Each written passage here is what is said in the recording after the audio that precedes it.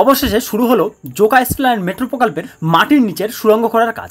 এই প্রকল্পে মমিনপুর স্টেশন ছাড়ার পর লাইনটি মাটির নিচে ঢুকবে। খিদিরপুর স্টেশন থেকে বাকি অংশ ভূগর্ভস্থ। এই অংশে সুড়ঙ্গ কাটার জন্য খিদিরপুর সেন্ট টমাস স্কুলের মাঠের পাশে একটি শ্যাফট তৈরি করা হয়েছে। এই শ্যাফট দিয়েই টিবিএম অর্থাৎ টানেল বোরিং মেশিনের অংশগুলি মাটির নিচে নামানো হয়েছে। গত বৃহস্পতিবার সকাল 10টা নাগাদ সবার প্রথমে সেখানে পুজো হয়েছে এবং তারপরেই সুড়ঙ্গ করার কাজ শুরু হয়েছে। খিদিরপুর স্টেশন তৈরি নিয়ে যে জটিলতা তৈরি হয়েছিল রাজ্য সরকারের চেষ্টায় তা কেটেছে। খিদিরপুর স্টেশন তৈরির কাজও শুরু হয়েছে আর এবার সুড়ঙ্গ তৈরির কাজ শুরু হতে চলেছে। তামিলনাড়ু থেকে ট্রাকে প্রায় 1600 কিলোমিটার পথ অতিক্রম করে মার্চে কলকাতায় পৌঁছেছিল দুটি টিবিএম মেশিন। 90 মিটার দীর্ঘ এবং 650 টন ওজনের এমন বিশাল টিবিএম মেশিন শুধু কলকাতা নয়, গোটা দেশের কাছেই একরকম বিস্ময়কর ব্যাপার। পার্পেল লাইনের খিদিরপুর থেকে ভিক্টোরিয়া এবং তারপর ভিক্টোরিয়া থেকে পার্ক স্ট্রিট পর্যন্ত আপ ও ডাউন লাইনের দুটি সুড়ঙ্গ কাটতে এই টিবিএম মেশিন ব্যবহার করা হবে। কলকাতা মেট্রোর পার্পেল লাইন নির্মাণের ভারপ্রাপ্ত সংস্থা রেলওয়ে বিকাশ নিগম লিমিটেডের প্রযুক্তিবিদরা জানিয়েছেন এই লাইনের জোকা থেকে মমিনপুর পর্যন্ত অংশটি এলিভেটেড। তবে মমিনপুর স্টেশন ছাড়ার কিছুটা পরে ওই লাইন মাটির নিচে ঢুকবে। খিদিরপুর স্টেশন থেকে বাকি অংশ ভূগর্ভস্থ। খিদিরপুর থেকে প্রথম ধাপে 1.7 কিলোমিটার দীর্ঘ সুড়ঙ্গ কেটে ভিক্টোরিয়া পর্যন্ত পৌঁছানো হবে। তারপর ভিক্টোরিয়া থেকে পার্ক স্ট্রিট পর্যন্ত যাওয়ার জন্য 950 মিটার দীর্ঘ একটি সুড়ঙ্গ কাটা হবে। এই লাইনের পরের অংশে অর্থাৎ পার্ক স্ট্রিট থেকে এসপ্ল্যানেড পর্যন্ত সুড়ঙ্গটি অবশ্য টিবিএম এর সাহায্যে কাটা হবে না, সেটা কাটা হবে পুরনো কাট অ্যান্ড কভার পদ্ধতিতে।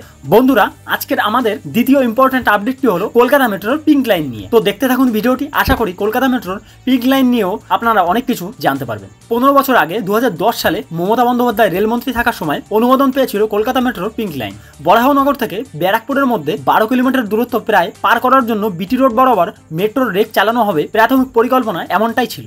15 বছর আগে এই প্রকল্প অনুমোদন পেয়েছিল ঠিকই, কিন্তু নানা রকম সমস্যার জন্য এখন পর্যন্ত কিছুই কাজ হয়নি। ফাইনালি এবার হয়তো সেই সমস্যা কাটতে চলেছে। এই প্রকল্প রূপায়ণের ভারপ্রাপ্ত সংস্থা রেলওয়ে বিকাশ নিগম লিমিটেডের প্রতিনিধিরা দেখা করেছিলেন কলকাতা পুরসভার মেয়র ফিরহাদ হাকিমের সঙ্গে। কিভাবে এই প্রকল্প চালু করা যায় সেই বিষয়ে আলোচনা হয়েছে দুপক্ষের মধ্যে। অনুমোদনের 15 বছর পরেও কেন এই প্রকল্পের কাজ একটু এগোয়নি সেই বিষয়ে বলতে গিয়ে আরভিএনএল এর ইঞ্জিনিয়াররা জানিয়েছেন বরাহনগর ব্যারাকপুর রুট অর্থাৎ কলকাতা মেট্রোর পিঙ্ক লাইন বিটি রোড বরাবর এগোনোর কথা, কিন্তু বিটি রোড ধরে মেট্রোর ট্র্যাক পাতার সবচেয়ে বড় সমস্যা হলো জলের লাইন। কলকাতা পুরসভার সূত্রে জানা যাচ্ছে বিটি রোডের উপর বিভিন্ন জায়গায় পূর্ব দিক থেকে পশ্চিম দিকে রয়েছে 6টি পানীয় জল পরিবহনের পাইপ। এই পাইপগুলি 1868 সাল থেকে 2012 পর্যন্ত প্রায় 150 বছর ধরে নাগরিক পরিষেবার জন্য বসানো হয়েছে।